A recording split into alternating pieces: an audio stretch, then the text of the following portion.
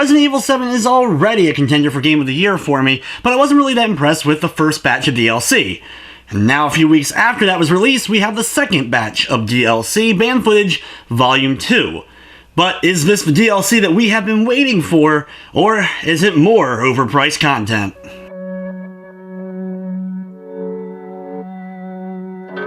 Resident Evil 7 Banned Footage Volume 2 adds 3 new pieces of content to Resident Evil 7. You have 2 more VHS tapes that are added to the mix, as well as a brand new mode altogether known as Jack's 55th birthday. The 2 VHS tapes are known as 21 and Daughters, once I first saw what it was going to be about, really piqued my interest in why I really wanted to get a hold of this DLC, because it was going to give us a little bit more backstory on the Baker family themselves.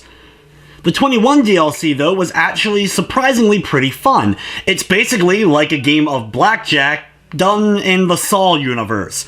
Basically, the character of Clancy, who has gone through a lot of stuff throughout the course of the Resident Evil 7 extended content through the VHS tapes of the main game and the DLC that we've seen thus far, is basically strapped into a table and has to play a game of blackjack against an opponent, and every time you lose a hand, something bad ends up happening, whether it's losing your fingers, being shocked, or eventually having your entire face sawed off.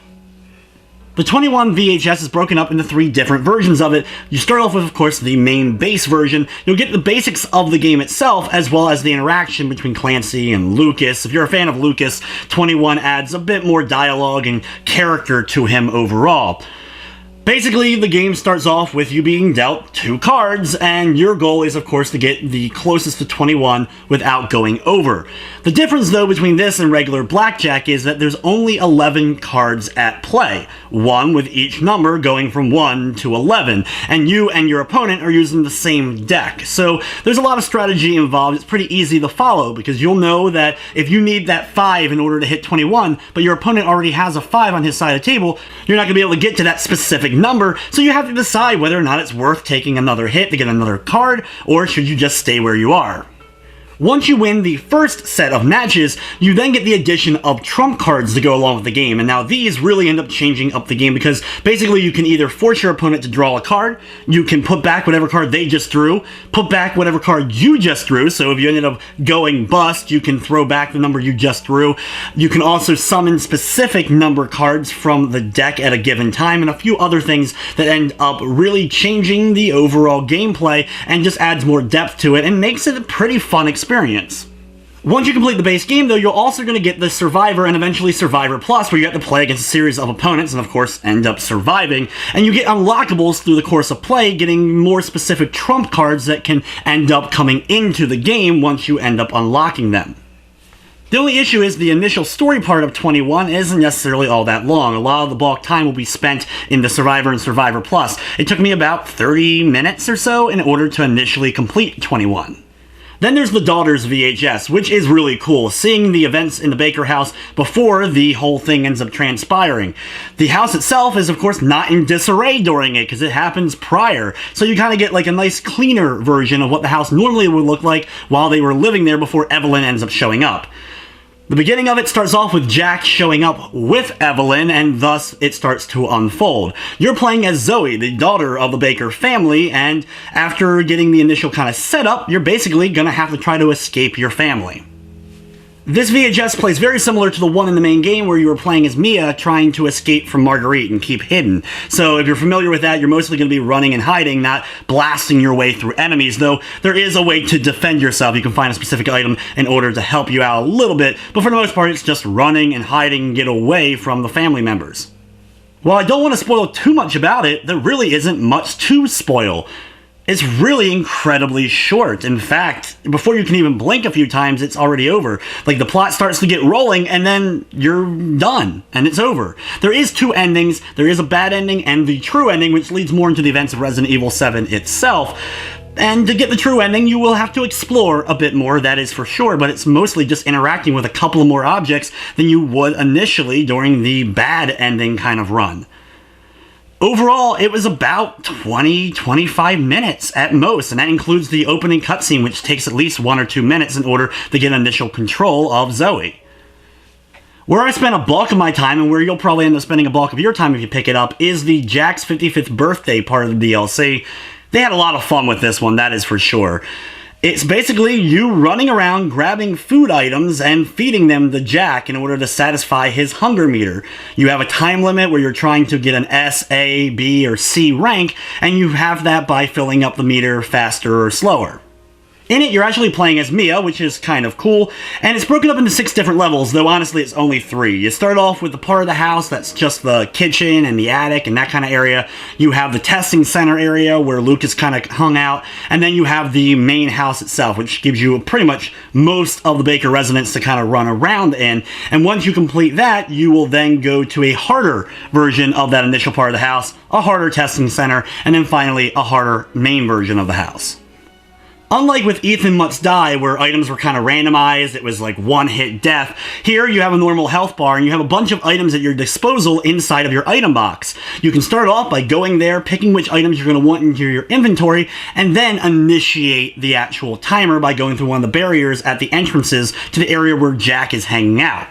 Once you're out there, the timer starts going, enemies will start to spawn. Killing enemies will end up netting you a few extra seconds, basically free bonus time. Once the bonus time ends up clocking down, then your regular timer will start to decrease. And you can get a large amount of bonus time if you kill lots of enemies, hit them in strategic locations, get possible multipliers by killing the Mr. Everywhere statues that only appear in a few specific locations. But because of this, you can end up having a lot of extra bonus time, and that's the key to getting the upper rankings like A and of course S.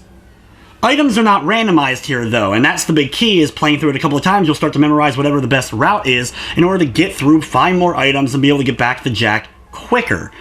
Basically, as you're running around, there's 2 different types of the food items. Ingredients, and then the main courses. Your main course is like a big thing of soup, a cake, or chicken. And then you have ingredients like spices, and sugar, and cheese, and fruit. And you'll be combining those with the main course items in order to improve them, in order to get more points once you feed them the Jack.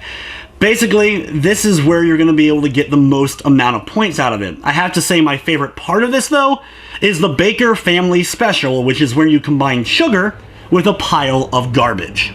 As you're completing the levels and getting better ranks, you'll not only unlock the next level once you get a B rank in the previous stage, but you're also going to get other stuff that really ends up changing up your strategies, such as stat boosts like increased firepower or increased defense, as well as stuff like extra weapons such as the circular saw or a flaming crowbar that you hit enemies with and they end up catching on fire, which ends up doing a little bit more damage to everything. The problem is all the stat increases take up space in your inventory, so you have to plan accordingly through what is going to be in your inventory before you end up starting a run, what is unnecessary, because the thing is that ends up being a bit of a pain is you can't drop most items. The only thing you can throw away, I think, are health items and then extra ammo for your weapons. So if you have too much stuff in your inventory, you're not going to be able to get rid of food items and weapons and the like, so you have to then run back, either drop stuff off in the box or, of course, feed what you have to Jack.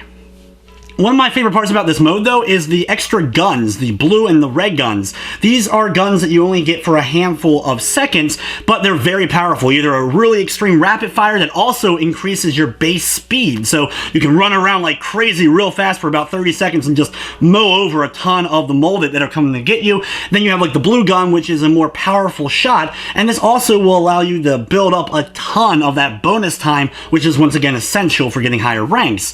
I actually wish for getting all the best rankings, you would unlock these guns for the main game, because that would just end up making things really fun to play through again. It's actually a pretty fun mode overall, and I'm still working on trying to get the higher ranks. I was able to complete every one of the levels and get a B rank at least in each of them, but in order to get the A and S, it takes a specific amount of planning and being able to know exactly where to go and when to go when you end up going into a level.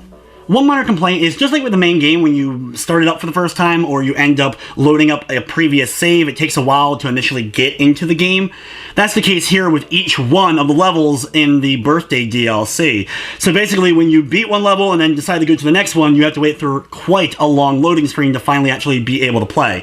The only thing good is if you end up dying during a level and decide to retry that specific level that you were just playing, the load time is non-existent. You can get right back in. Resident Evil 7 Banned Footage Volume 2 is available for $14.99 by itself, or $29.99 if you have the Season Pass. I don't know why they're charging $5 more for band footage volume 2 compared to band footage volume 1. You're still getting 2 VHSs and an extra game mode. They're not necessarily that long. The extra game mode is going to be hit or miss depending upon what you end up liking. Some are going to like Ethan Must Die mode better, and some are going to like Jack's 55th birthday. I'm definitely one who likes Jack's 55th birthday a lot more than Ethan Must Die, but still, it's about the same amount of content, so I think the price is just wrong overall. Honestly, they really aren't worth the price if you're buying them by themselves. If you want to get the season pass, you may want to go ahead and do that. I don't know what else is going to be added to it overall, other than the free DLC that we're supposed to be getting in the future, as well as I'm sure they're going to end up doing a Game of the Year version somewhere down the line, so you may also want to wait for that one. With everything said, I'm going to be giving this DLC a 7 out of 10. But anyway, guys, that's going to wrap up this review. I'd like to thank you for watching, and of course, I hope you enjoyed.